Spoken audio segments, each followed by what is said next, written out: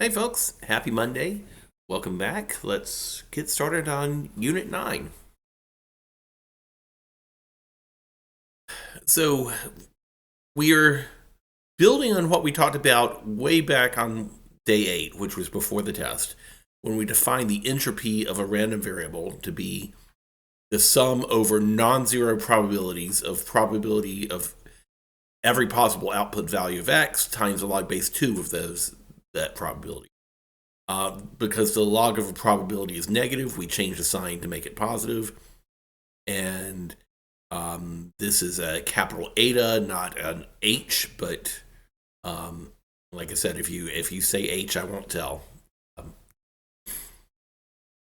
We mentioned that the maximum value for a random variable is log base 2 of n, because that would be the case where all of the probabilities are equal, and then we're maximizing this product for each term.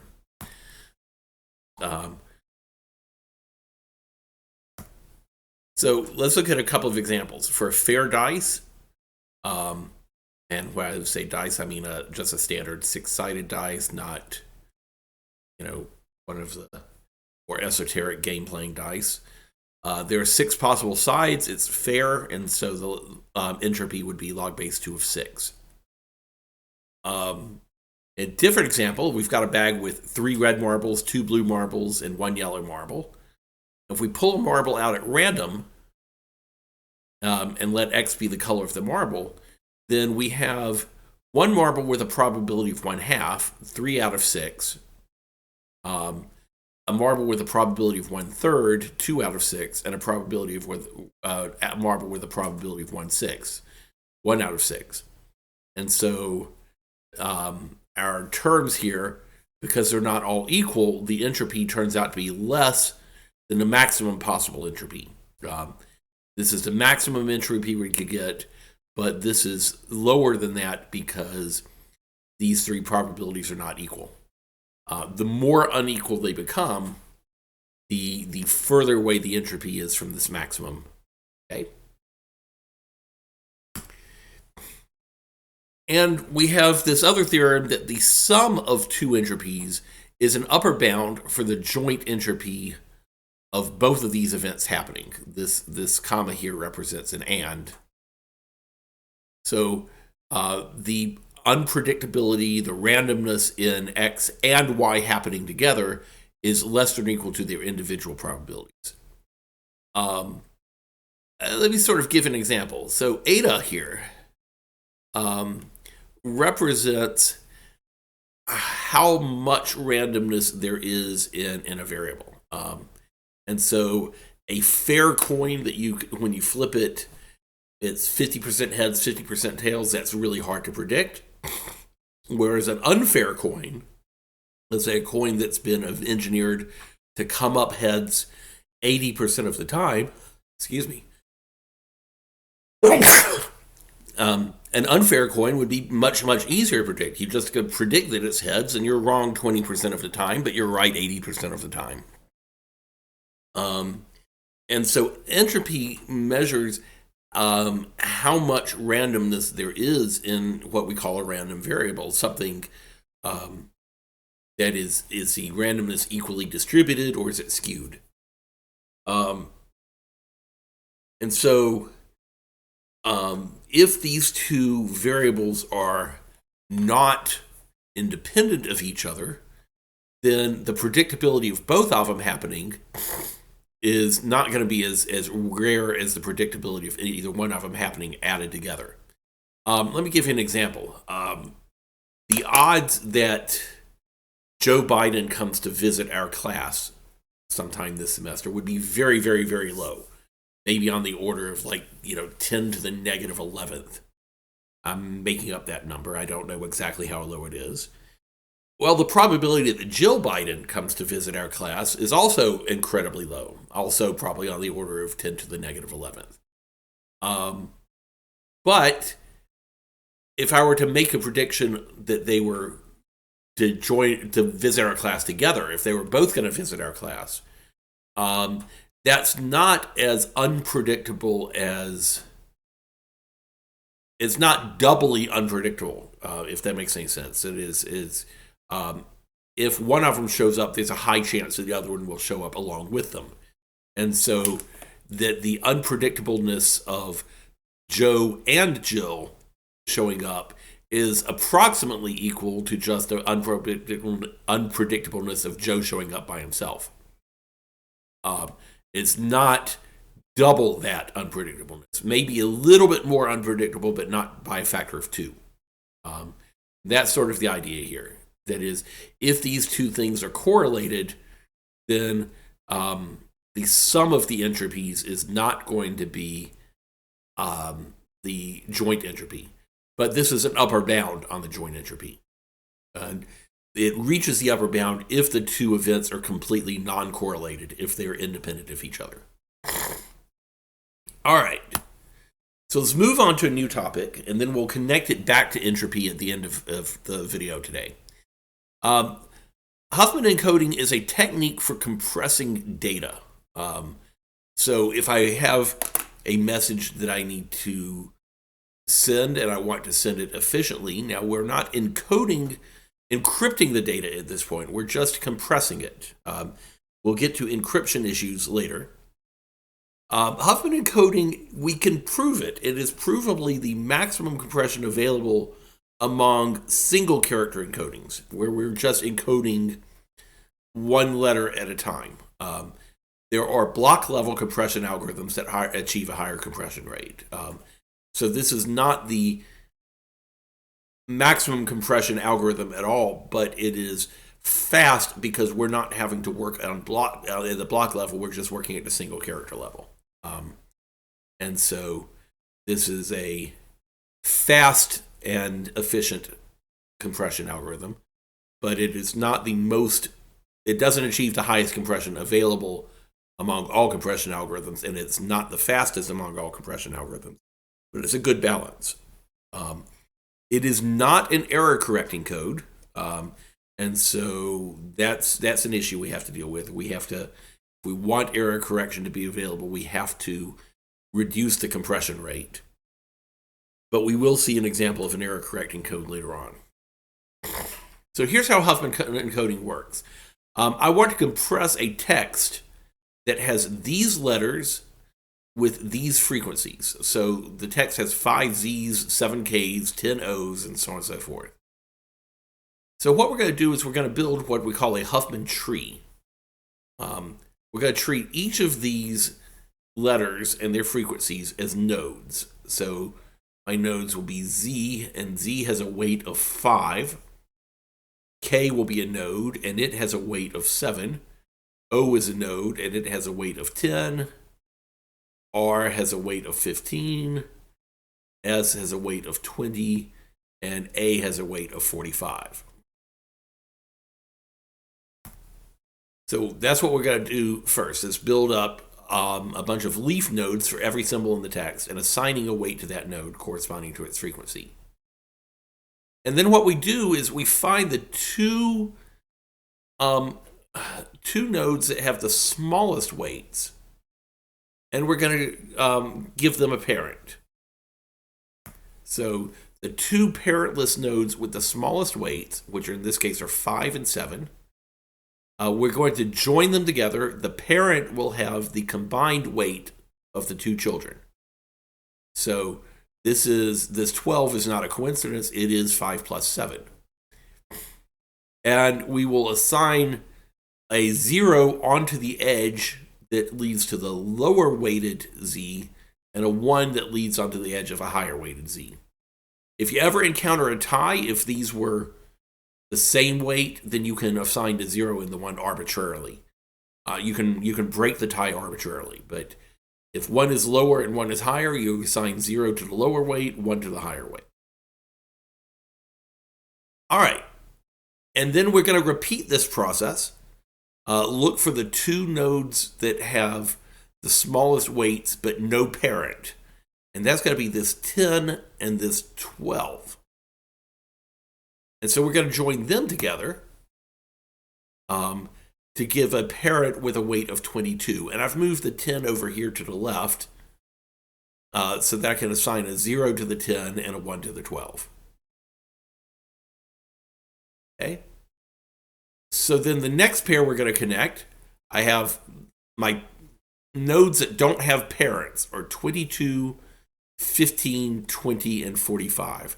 The two smallest ones are down here at 15 and 20. So I'll get a new node that has a weight of 35. The 15 will get a 0. The 20 will get a 1. Now I get 3 nodes left, 22, 35, and 45. So I'll combine the 22 and the 35 to give me a 57.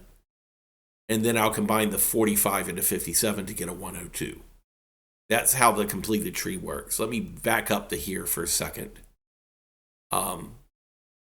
22 and 35 combine and give me 57, with a 0 on the left and a 1 on the right.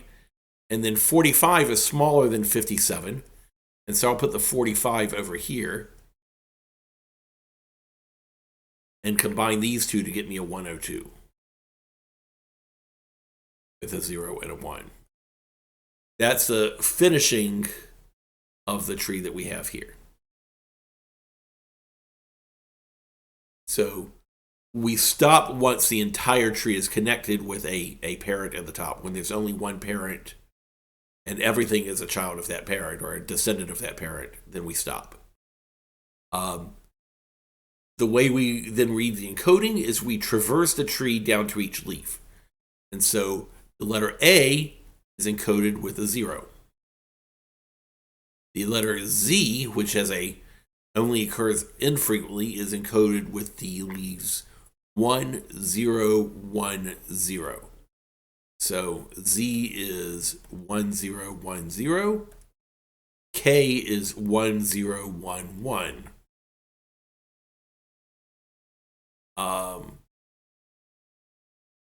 S is 1, 1, 1. We just read the leaves down to that node. Okay? Now, how do we reverse this process? If we have this Huffman encoding tree, and I have a string of bits, so I've got, 1, 0, 0, 1, 1, 1, 0, 1, 0, 1, 1. How do I break that up if there's no fixed number of bits per letter? Okay. The way I do that is I start reading the bits and I follow leaves until I hit a leaf that is at the bottom of the tree. So 1 doesn't get me to the bottom of the tree, so I keep going. 0 doesn't get me to the bottom of the tree, so I keep going. 0 gets me down to the letter O. And so this is an O. Now start back at the top of the tree. 1 doesn't get me down to the bottom. 1 doesn't get me down to the bottom. 1 does get me down to the bottom and gets me to an S. So then this would be an S. Then 0 gets me down to the bottom immediately. I start back at the top, and that's an A. Then I go back to the top. 1 doesn't get me down to the bottom. 0 doesn't get me down to the bottom. 1 doesn't get me down to the bottom. 1 does get me down to the bottom, and that's a K. And that's how I can read the encoding. Is I start at the top of the tree, read until I get down to a letter, stop and write down that letter, and then go back to the top of the tree. So to read the encoding, we traverse the tree to each leaf, and that's how the encoding works. We define the length of a Huffman encoding to be the weighted average of the number of bits used to encode each character. So let me show you how that works. There were 45 out of 102 A's. And that only took 1 bit times 1 bit.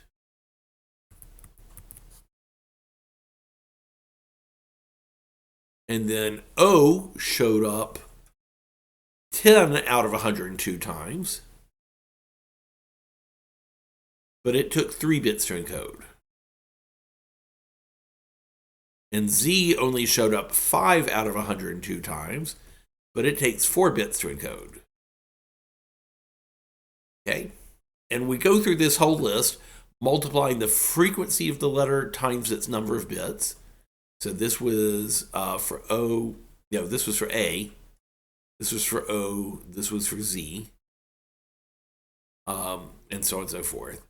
And then we add them together. Now that calculation looks a lot like an entropy. We're multiplying 2 things together, then adding a product of 2 things together, then adding a product of 2 things together. And it's actually pretty close to the entropy. If we do the entropy, we're multiplying, instead of 45 over 102 times the number of bits, we're multiplying 45.102 times the log base 2 of 45 over 102, and so on and so forth. And we get 2.19 when we calculate the entropy. We get 2.24 when we calculate the length.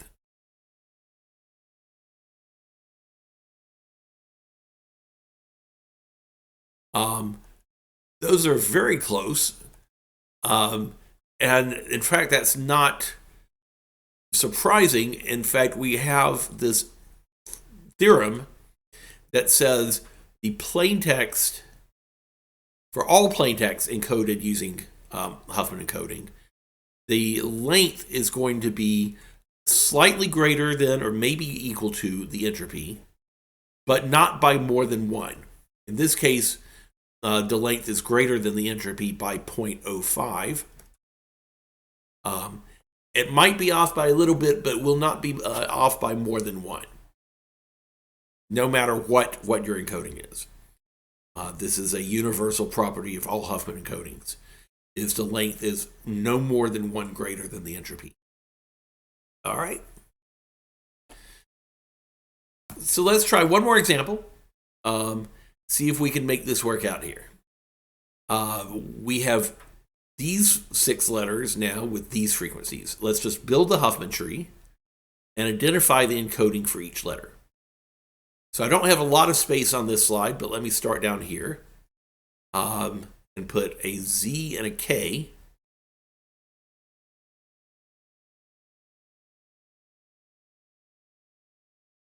And Z and an R. Let's do it that way.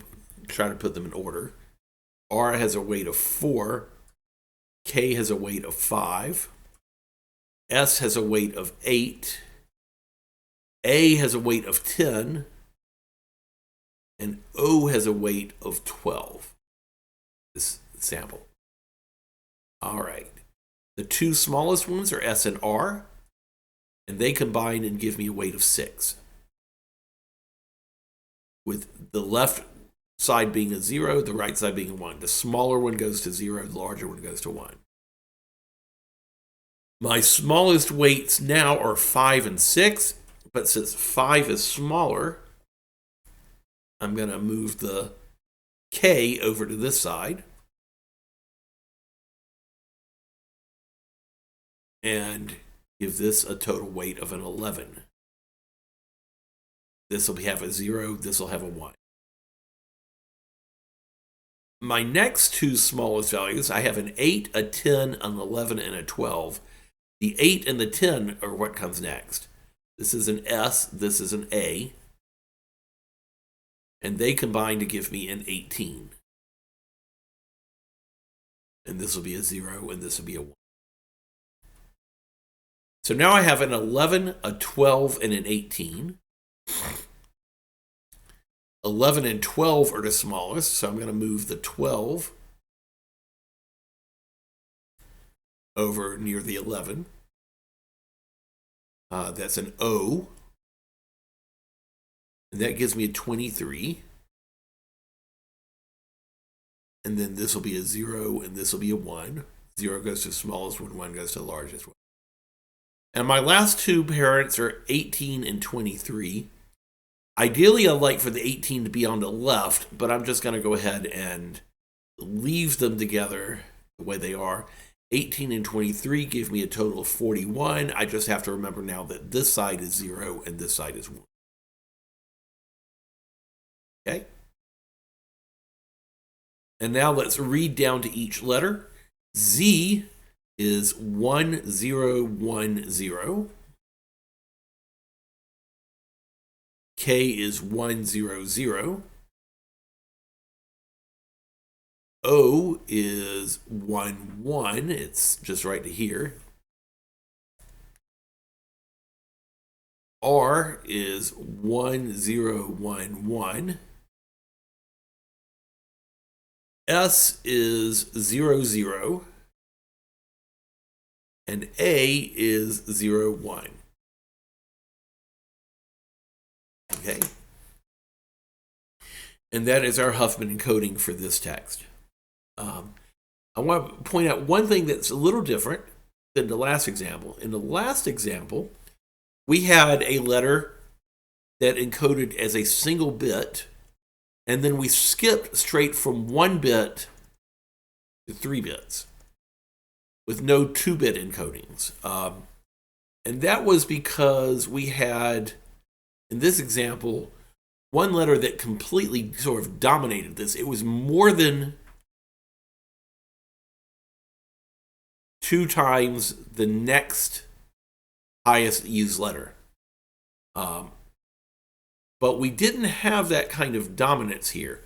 A and O are both the largest appearing letters, but they're both relatively equal in frequency. I mean, O is slightly more common than A, but not by a factor of 2. And so we don't have any 1-bit encodes, but we have several 2-bit encodes, which we did not have before. And so the encoding is a little bit more spread out because there's not a single dominant letter in the text like there was the last time. Okay? All right. Thanks for coming. We'll start something new on Wednesday.